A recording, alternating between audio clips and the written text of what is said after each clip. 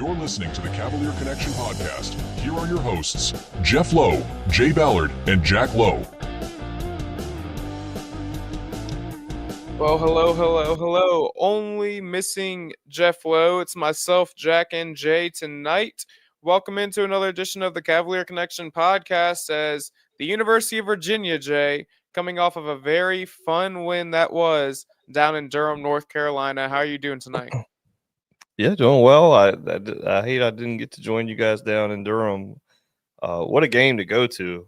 What a game. It's been a while since we've had one quite like that. But the last one was Stanford.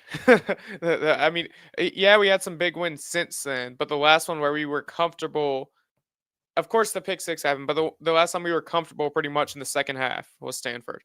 But we'll talk more about it in a minute. I want to remind you all, I guess I can mention this episode is brought to you by A Squared Pizza, which I know a lot of stuff is going on over at A Squared right now, and our prayers are with that family. Go check them out on Instagram. They have some updates there, and we're really sorry for what's going on over there. But for whenever or if they open back up at any point, please go order pizza. I think they're open, Jack. I think they're open just based on the Instagram story. I don't want to talk too much about what's going on there. But yeah, I think they're open. So support them. It's a family situation. They have a child that's sick and something that nobody ever wants to hear or go through or anything like that. So just support our friends over at A Squared. They've been great supporters of us, and now is I think you can donate. If you check them out on social media, I think there's a place you can donate. But there is a GoFundMe. Yes, so will help. But thanks to A Squared, and please, if they're open, go give them a call. Go order a pizza, the best Detroit style pizza you'll find in Charlottesville. With that being said, and we'll get to your comment 434 because it was a fun one. We got to get to our Minter's moment of the week really quick, Jay. And it wasn't Cam Robinson this time, which only is a gift because Cam got hurt. I was going to say it's a gift and a curse. It's a gift because, hey, we get to spread the sugar around, but it's a curse because, well, there's not many plays Cam had because, well, he kind of went down. So I'm curious to see what you picked here. I probably should have told you before we started. I forgot to. I think one that stood out to me and my dad both, play that was made by a guy by the name of Jamari Taylor. Third down at 2. Option, pitch. Taylor with a cutback. Jamari Taylor's off to the races. And Virginia is steamrolling in this one.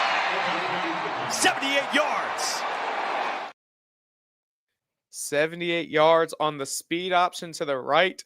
Jamari Taylor looking like how he was early in the season, shifting through defenders, hitting the speed, hitting the gap. And, man, once he was free, nobody was catching him. What's your reaction? Let me give me a rundown. What is your reaction looking like, Jay? Virginia's already having a really good game by this point, and then you see the option go to Jamari Taylor. You see him take off. You see nobody's going to get him. What's reaction going on with you? You jumping around? What's going on in the Ballard's household? Yeah, I was pretty subdued, actually. It was one of these, big fist pumps. Big fist pump. But, it was like I was just enjoying it. I was kind of watching by myself, and I was well late, as you know. I don't think I don't know how far behind the game I was, but if I had to guess, I was probably 4 hours or so behind live, 3-4 hours behind live anyway. So, I'm fast forwarding in between plays and just getting to the meat in the potatoes of each play. But man, I kind of thought if it were me picking, that's the play I would have picked. So we were on the same page there.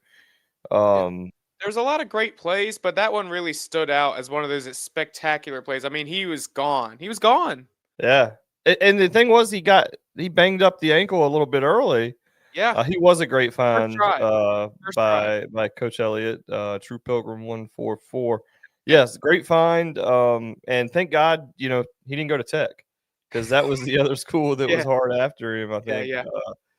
But we're super glad we have him. And yeah, I mean, when he went down on like the second or third play of the game, I thought, oh my God, Are we cursed? What is going on?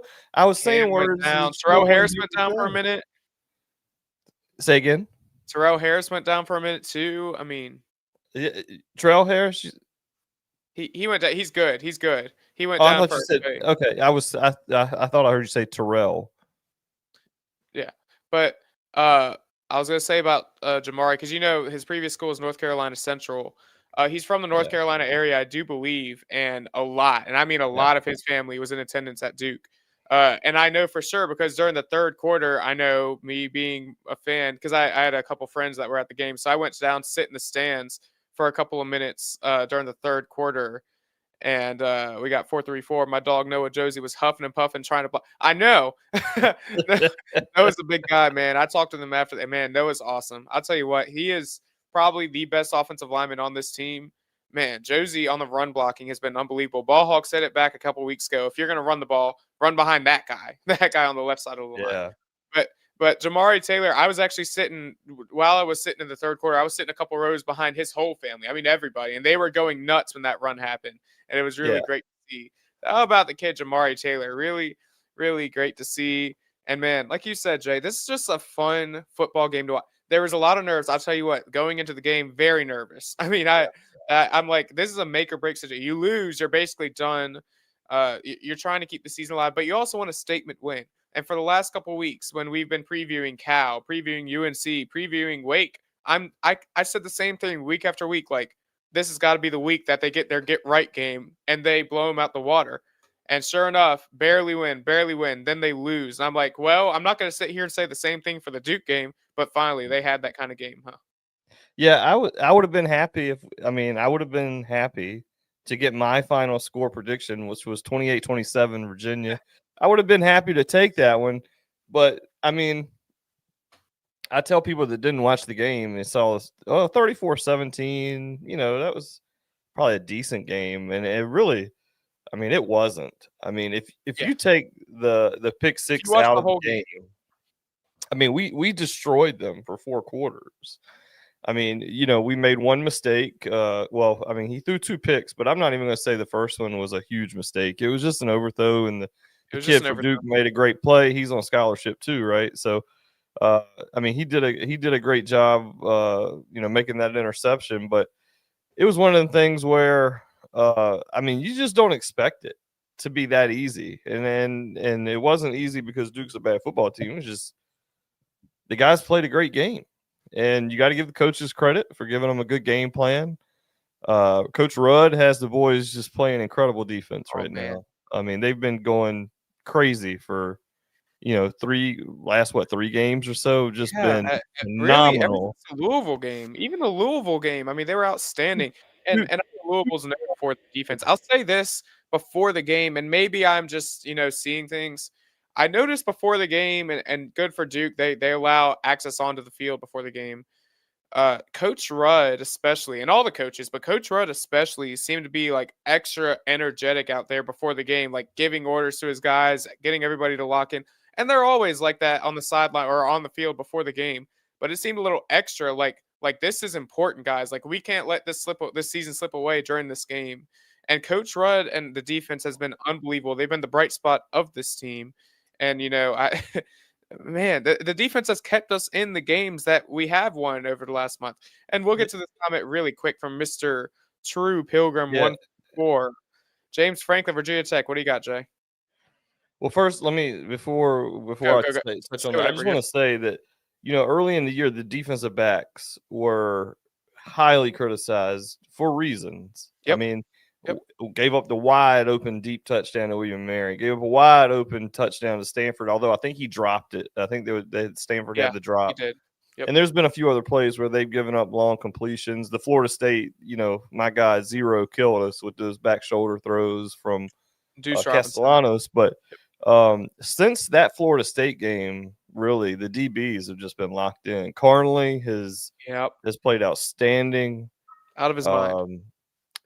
Platt's been solid. Morris has been, playing really well. It's just been an outstanding group. To touch on Franklin a little bit, I think he's a really he's a good hire, but he is a retread. I mean, he had everything you could possibly want at Penn State. And they fired him. Now, they fired him after a year of going to the playoffs, and were ranked. It's one of the things where expectations are kind of a blessing and a curse. Mm-hmm. The expectations this year were national championship or burst. So when they lost, 2, 3, 4 games, it was like, what the heck's going on? Franklin's a good coach. No, I'm not going to say he's not. He's a really good coach. I think he's going to have them consistently winning 7 or 8 games, occasional 9 or 10, possibly. I don't think he's a threat to win a national championship, because I don't think Virginia Tech is a threat to win a national championship. Careful, there might be some Hokies watching. They're going to clip you, Jay. They're going to clip you. Oh, that's perfectly fine. Clip that Virginia Tech is not a national championship football team. I think I'm safe. I'll tell you what, man. My ex is flooded with Virginia Tech fans right now, and so be it. Y'all have at it. Okay, I know you guys are poking a little fun going to visit Lane Stadium North in a couple weeks, according to you guys, and have at it. I still am fully confident in my Cavaliers, and we're going to break this down a whole lot more. Listen, we have a bye week, and then we have a whole week to prepare for Virginia Tech. We can talk all about that we want in the coming weeks. But really quick, we only have a couple minutes because we have other stuff to do, Jay, unfortunately. So we got a couple more minutes to talk about this one, Duke. How about I want to touch on Chandler Morris. Chandler Morris, who we didn't know he was going to play until – I didn't know that he was going to play for sure until Saturday morning, if I'm being honest. You had an idea Friday and Thursday, but, man, we didn't even know he was going to play until game day. And the way he threw over 300 yards. Yeah, I think Vegas kind of told us he was playing when the line shifted about 2.5, 3 points towards Virginia, maybe on Thursday or so, maybe Wednesday or Thursday. But, yeah, I mean, he's all the difference in the world. If Morris doesn't play, I don't think we win, regardless of how good the defense plays. Because I just don't think the offense could string together enough plays to be successful, score enough points to win. He's the straw that stirs the drink on offense, and if you don't have him, if you don't have him, I don't know, I don't want to think about what will happen if he gets dinged up against Tech. Like, those are the type things that I lose sleep on, thinking about, like, I want Cam Robinson back for the Tech game. It's one of them deals. It's like, we got to have our best. And what I love about this Tech game that's coming up is that 2 things. Tony Elliott's undefeated, coming off byes. That's well documented. Yeah. 2, Virginia Tech is probably going into a mollywhopping on Saturday after a pretty bad beatdown this past Saturday by Florida State. Miami is going to go out to make an example of Virginia Tech. They're not fighting for bowl eligibility. They're literally playing for pride, which is something that we know all too well about in this rivalry. Yeah. I think if we can jump on them early, it's one of them things where it's just going to could get bloodbath ugly. And that's what I hope, because if you let them hang around, they're going to remember who they are, what's on their jersey. But the thing is, all of our team, most of these guys haven't lost to them before. So, like, it's pretty much a brand new squad. The guys that were there, they're ready to get that trophy back in Charlottesville. And, I hope that 10-2, 7-1 is good enough for an ACC title berth. But I mean, we don't control our own destiny from the way I understand it. We need a little bit of help. Now, granted, SMU has a tough game with Louisville, a tough game with Cal. If they lose either of those, if Georgia Tech were to lose to Pitt, I think we're in, if we win. So, a lot to play for. And then you're 60 minutes from playing for the college football playoffs. So, and a championship, which is always, even if you were to go to the CFP and lose in the first round, if you're the ACC champion, I mean, just to get that would be huge. 100%. Huge. 100%. Yeah. There's a good chance. I mean, it would be very tough. I mean, if Virginia got left out of the ACC championship after beating Virginia Tech, man, that would be depressing. And there's been people there's been a lot of debates going on, how they get in, how they don't get in, whatever. And I also want to mention, I tweeted earlier this morning, the ACC or ESPN should be given felonies for making this a 6-day hold on the game time. I'm really annoyed by that. A lot of people are upset. They want to get their tickets, but they can't because they don't know the time of the game. They don't know if they can go. Really upsetting. But again, we'll talk a little bit more about SEC later. But overall, I know this is really short, but we're gonna have to wrap this up in just a couple minutes. So Jay, just give me, your final thoughts on what happened against Duke, and man, how much confidence this builds for a squad like Virginia coming off of a win like that and into the bye week. It's huge. I mean, it has to be just massive to go into the bye week. Know that everybody in that locker room is united in one vision of winning the state championship. Coach Elliott knows how important that game is. He knows all about rivalries. And I think he has got that monkey on his back, kind of like Bronco had. And I think we'll see a big effort from Virginia in that game. You're not going to see this. This is a different Virginia team. These are not your typical Virginia athletes. These just aren't.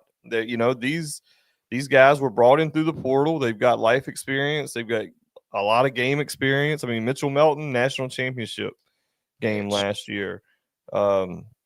Same thing with Jaden Thomas, played for the national championship last year. You got a lot of experience here. For once, I don't feel like the jerseys of Virginia Tech will beat us. I think they're going to have to come in and beat us, and they are capable.